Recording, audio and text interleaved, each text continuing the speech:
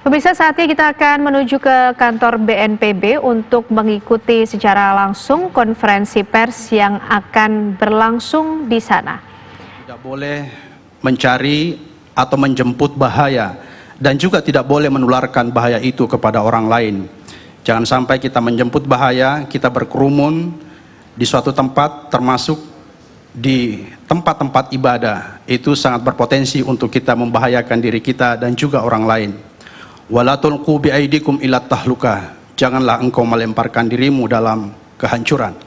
Oleh karena itu, meskipun kita sama-sama memahami dan menyadari betapa pentingnya dan betapa mulianya berada atau beribadah di masjid, akan tetapi dalam konteks seperti sekarang ini, wajib hukumnya bagi kita untuk tetap berada dan beribadah di rumah. Mari kita maksimalkan untuk beribadah di rumah. Pada bulan Ramadan, insya Allah kita menganjurkan agar tidak ada buka puasa bersama yang biasa sering kita laksanakan di kantor-kantor pemerintah, di kantor-kantor swasta, keluarga. Kita menghimbau agar kita tidak lagi melaksanakannya. Kita tidak melaksanakan tarawih bersama, kita melaksanakan di rumah saja, karena sangat berpotensi untuk kita menularkan atau ditularkan ketika kita berkumpul bersama di masjid. Kualitas ibadah kita insya Allah tidak akan berkurang dengan kita berada di rumah atau kita berada atau beribadah di rumah. Kualitas ibadah kita tidak hanya ditentukan oleh lokus di mana kita beribadah, tapi yang tidak kalah pentingnya adalah kualitas ibadah kita ditentukan oleh keikhlasan kita, ditentukan oleh kekhusyuan kita, ditentukan oleh kesucian jiwa kita. Sebagaimana Allah Subhanahu wa taala berfirman, Allah Subhanahu wa taala berfirman tentang keikhlasan, "Wa ma umiru illa liya'budullaha mukhlishina lahuddin. Qad aflahal mu'minuna alladzina hum fi salatihim khashi'un. Qad aflaha man zakkaha wa qad khaba man dassaha." Kesucian jiwa, keikhlasan dan kekhusyuan menentukan kualitas ibadah kita. Oleh karena itu, meskipun kita beribadah di rumah, kita berharap insya Allah kualitas ibadah kita tidak berkurang. Ibadah adalah sarana, instrumen, medium kita berkomunikasi dengan Allah Subhanahu wa taala. Dengan berada di rumah, kita bisa bersama keluarga kecil kita, keluarga inti kita, istri, suami dan anak kita. Kita sama-sama bermunajat, bertafakur, berdoa kepada Allah Subhanahu wa taala. Semoga COVID-19 ini segera berlalu. Seluruh anjuran pemerintah kita taati, karena kebijakan pemerintah selalu berorientasi pada kemaslahatan. Kemaslahatan adalah inti daripada syariat. Innama wudi'atis syariat limaslahatil anam. Sesungguhnya syariat itu dibuat untuk kemaslahatan manusia. Oleh karena itu, sekali lagi, mari kita meningkatkan kualitas ibadah kita menyambut bulan suci Ramadan bersama keluarga di rumah. Kita menerangi rumah kita dengan membaca Al-Quran, sebagaimana hadis Rasulullah sallallahu alaihi wasallam, "Nawwiru buyutakum biqiraatil Quran." Terangilah rumah kalian dengan membaca Al-Quran. Mungkin selama ini kita kurang membaca Al-Quran di rumah. Mungkin selama ini kita tidak buka bersama dengan keluarga di rumah karena kita sibuk dengan pekerjaan kita sehari-hari. Mudah-mudahan COVID-19 ini membawa berkah buat kita semua, sehingga kita bisa beribadah bersama keluarga, kita bisa bermunajat, memohon ampun kepada Allah. Semoga coronavirus ini segera berlalu. Kita sama-sama ketahui bahwa sesungguhnya tidak ada yang terjadi di dunia ini melainkan izin dan sepengetahuan Allah Subhanahu wa taala. Wa iyyamsaskallahu bidurrin fala kashifalahu illa huwa. Jika Allah menghendaki sebuah kemudaratan bagi kamu, maka tidak ada yang bisa menghalangi. Begitu pula sebaliknya. Oleh karena itu, mari kita berusaha dan wajib hukumnya kita mengikuti anjuran pemerintah, physical distancing, sebagaimana menjadi keharusan bagi kita semua. Tetapi tentu sebagai negara bangsa yang religius, sebagai umat beragama, di samping kita mengikuti anjuran pemerintah dengan pendekatan saintifik, akademik, dan empiris, kita harus terus juga melakukan berdoa, bermunajat, bertafakur kepada Allah Subhanahu wa taala. Semoga coronavirus ini segera berlalu, bulan Ramadan tiba, dan coronavirus berlalu, insya Allah. Selanjutnya, sekali lagi saya ingin mengajak kita semua, mari kita mantapkan hati kita, mari kita ikhlaskan, kita yakini bersama bahwa berada di rumah, beribadah di rumah adalah sebuah keharusan dan pilihan yang harus kita ambil. Insya Allah, Allah memberkahi kita semua. Selanjutnya saya mempersilakan Bapak Ahmad Yuryanto selaku juru bicara penanganan COVID-19. Saya persilakan Pak Ahmad Yuryanto. Terima kasih. Assalamualaikum warahmatullahi wabarakatuh. Waalaikumsalam.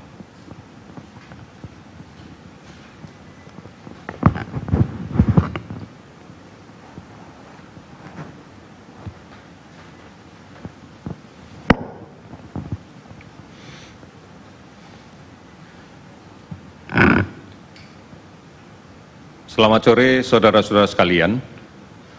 Kami akan menyampaikan progres penanganan pandemi COVID-19 yang secara terintegrasi dilaksanakan oleh seluruh kementerian dan lembaga di bawah koordinasi gugus tugas percepatan penanganan COVID-19.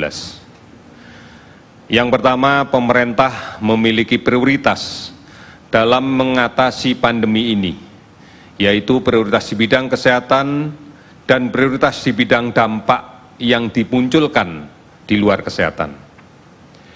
Gugus tugas percepatan penanganan COVID-19 bekerja berdasarkan pada 6 arahan Presiden untuk membendung penyebaran COVID-19, yaitu yang pertama, pengujian sampel dilaksanakan secara masif, disertai dengan kontak tracing atau pelacakan kontak dekat dengan kasus yang positif secara lebih agresif dengan melibatkan seluruh aparat pemerintahan di daerah, baik aparat pemerintahan desa, RT, RW, ataupun dengan unsur kepolisian dan TNI.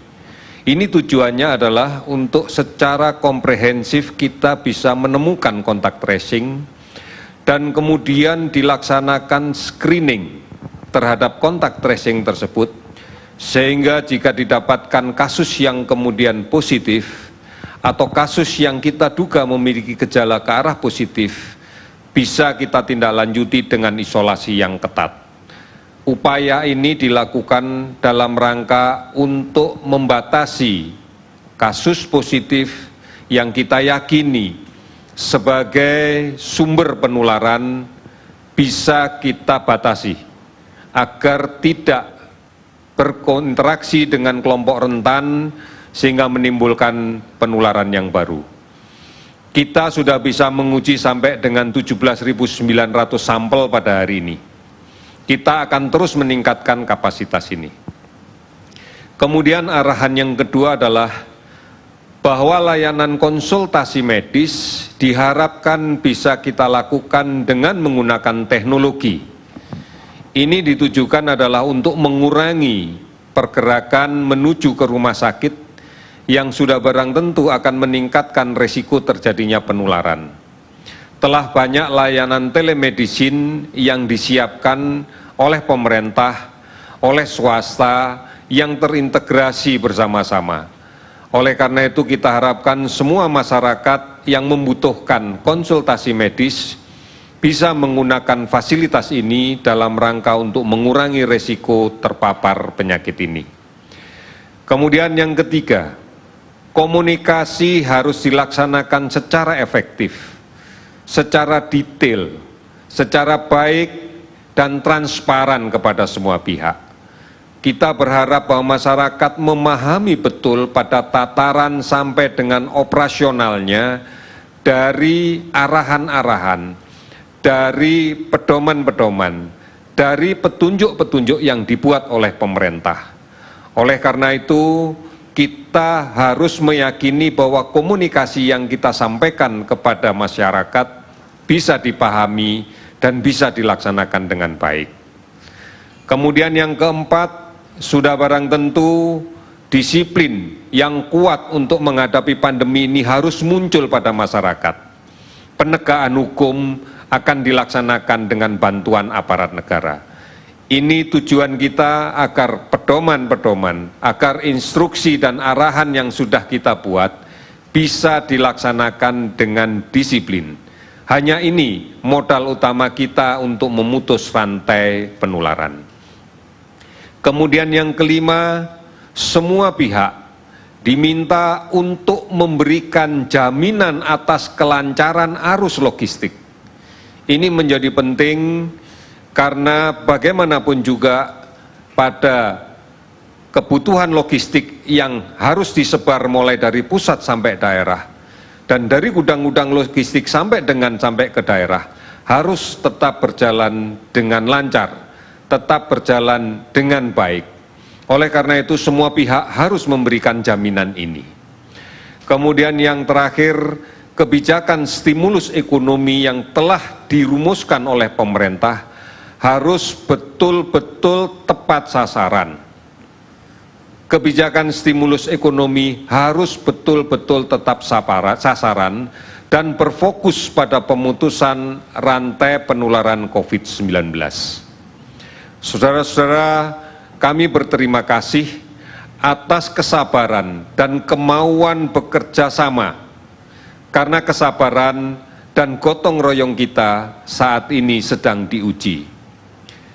Mari kita siapkan stamina sosial kita dalam menghadapi ujian yang tidak ringan ini. Oleh karena itu, sudah pada saatnya tenggang rasa, gotong royong, dan saling melindungi yang merupakan jati diri bangsa Indonesia, saat inilah kita tunjukkan. Saat inilah kita buktikan. Saudara-saudara, tantangan risiko kesehatan dan dampaknya dalam kehidupan sosial ekonomi sudah cukup berat. Oleh karena itu, mari pastikan kita tidak perlu lagi menambah beban psikologis kita atas berita-berita dan informasi yang tidak benar, atas berita dan informasi yang tidak bisa dipertanggungjawabkan terkait dengan COVID-19. Kementerian Komunikasi dan Informasi terus-menerus melakukan pendeteksian terhadap sebaran-sebaran berita yang tidak bisa dipertanggungjawabkan yang berada di internet. Sudah ribuan sebaran hoax yang muncul di jejaring internet kita. Penegak hukum dalam hal ini Polri tengah menangani permasalahan ini dan terus akan melakukan penindakan terkait dengan sebaran berita yang justru hanya menimbulkan kepanikan, ketakutan, dan ketidaktenangan pada masyarakat. Oleh karena itu, mari bersama-sama kita tetap untuk berada dalam jalur informasi yang benar, jalur informasi yang bisa dipertanggungjawabkan, jalur informasi yang resmi diberikan oleh pemerintah dan diberikan oleh para ahli. Banyak online yang bisa kita akses, banyak informasi yang bisa kita akses, baik di covid19.go.id, hotline 119, WhatsApp COVID-19, Halo Kemkes di 15567, serta banyak sekali layanan aplikasi online dan layanan-layanan telemedicine yang lainnya. Secara rutin siaran TVRI dan RRI yang juga disebarluaskan oleh televisi dan radio swasta lainnya memberikan informasi tentang COVID-19 ini. Inilah yang harus kita jadikan pegangan, inilah yang harus kita jadikan pedoman di dalam kaitan untuk mendapatkan informasi dengan baik. Terakhir, data kinerja kita terkait dengan pendataan kasus COVID per tanggal 17 April pukul 12.00 WIB. Uji laboratorium yang kita sudah laksanakan sekarang sudah aktif lebih dari 34 laboratorium dan sebentar lagi dalam waktu dekat kita akan menambah lagi dan meluaskan sebarannya. Spesimen yang diperiksa sudah lebih dari 42.000. Kasus yang diperiksa lebih dari 37.000. Hasil positif sampai dengan saat ini pada pukul 12 tadi adalah 5.923 orang. Hasil negatif 31.211 orang. Sementara kewaspadaan kita terhadap orang dalam pemantauan yang kita betul-betul harus perhatikan ada lebih dari 173.000. Pasien dalam pengawasan ada 12.610 yang nantinya ini akan menjadi prioritas untuk dilaksanakan pemeriksaan dengan PCR yang real time. Konfirmasi positif COVID-19 adalah 5.923. Kita bersyukur yang sembuh sekarang sudah mencapai 607 orang dan sudah barang tentu ini akan terus meningkat dalam jumlah yang cukup besar dalam beberapa hari ke depan. Kasus meninggal 520 orang. Seluruh provinsi di tanah air ini sudah terdampak. 34 provinsi. Kabupaten kota terdampak ada 214 kabupaten. Kalau kita perhatikan sebaran pasien sembuh yang paling banyak adalah berada di DKI Jakarta 204 pasien, di Jawa Timur 94 pasien, Sulawesi Selatan 43 pasien, Jawa Barat 41 pasien, Bali dan Jawa Tengah sama-sama 36 pasien. Namun total di 29 provinsi yang lainnya jumlahnya adalah 607 pasien. Rincian itu bisa kita bagi sebagai berikut. Kasus terkonfirmasi positif pada hari ini sebanyak 407 pasien. Sehingga jumlahnya menjadi 5.923 pasien. Pasien sembuh ada 59 pasien, sehingga total menjadi 607 pasien. Pasien meninggal 24 orang, sehingga menjadi 520 pasien. Saudara-saudara, ini gambaran yang harus kita lihat secara utuh, bahwa penularan masih terus terjadi. Ini sudah menjadi bencana nasional. Oleh karena itu, mari berpartisipasi lebih banyak dan lebih serius. Karena ini adalah masalah kita bersama. Hanya kita secara bersama-sama yang bisa menyelesaikan permasalahan ini. Pastikan kita tidak tertular dan tidak menulari. Mari kita sebarluaskan dan laksanakan penggunaan masker. Maskerku melindungi kamu, maskermu melindungi aku. Sekali lagi, ini yang harus kita lakukan. Maskerku melindungi kamu dan maskermu melindungi aku. Hargai dan bantu mereka yang melaksanakan isolasi mandiri. Jangan diskriminatif terhadap pasien COVID-19 yang sudah sembuh. Dan kita tidak boleh menolak jenazah COVID-19. Tunjukkanlah bahwa ini adalah hakikat jati diri kita sebagai bangsa Indonesia yang memiliki nilai-nilai kemanusiaan yang luhur. Saudara-saudara sekalian, lawan COVID dengan tingkatkan imunitas diri kita. Makan yang bergizi, sabar dan tenang, istirahat yang cukup dan teratur, tidak panik dan jaga hati kita tetap gembira. Jaga jarak, pakai masker, jangan sentuh mata, hidung, mulut sebelum mencuci tangan dengan menggunakan sabun dan air yang mengalir. Gotong royong dan bersatu melawan COVID dari pusat sampai ke daerah, sampai ke desa, sampai ke RT, sampai ke keluarga. Rumah adalah benteng kita. Kita harus mewaspadai pada pola-pola pancaroba seperti saat ini. Secara klasikal kita bisa mendapatkan gambaran peningkatan pasien demam berdarah. Oleh karena itu, inilah saat yang paling baik bagi kita untuk tetap bersama di rumah. Bersama keluarga kita lakukan pemberantasan sarang nyamuk. Bersama keluarga kita lakukan pemantauan detik di rumah kita. Bersama keluarga kita jaga kebersihan. Karena kita pahami infeksi demam berdarah dan infeksi COVID apabila terjadi bersamaan, ini akan menyulitkan kita, akan menambah jumlah kesakitan, dan tidak menutup akan meningkatkan jumlah kematian.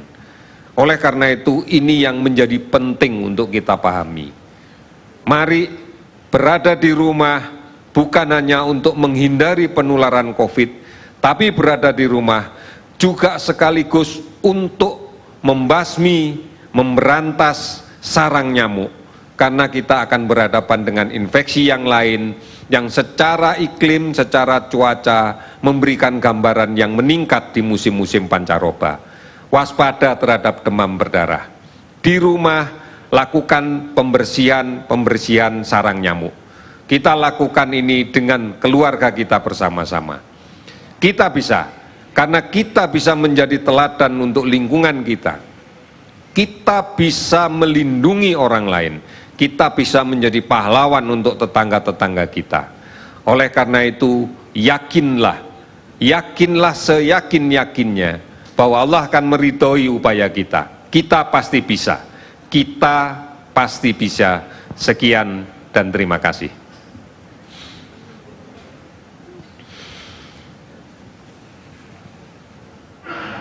Ya pemirsa, baru saja kita ikuti bersama konferensi pers yang digelar dari kantor BNPB, di mana tadi di awal ada Bapak Kamarudin Amin, Dirjen Bimbingan Masyarakat Islam dari Kementerian Agama, yang menghimbau masyarakat untuk tidak menggelar buka puasa bersama dan juga menghimbau masyarakat untuk bisa melaksanakan sholat tarawih di rumah masing-masing.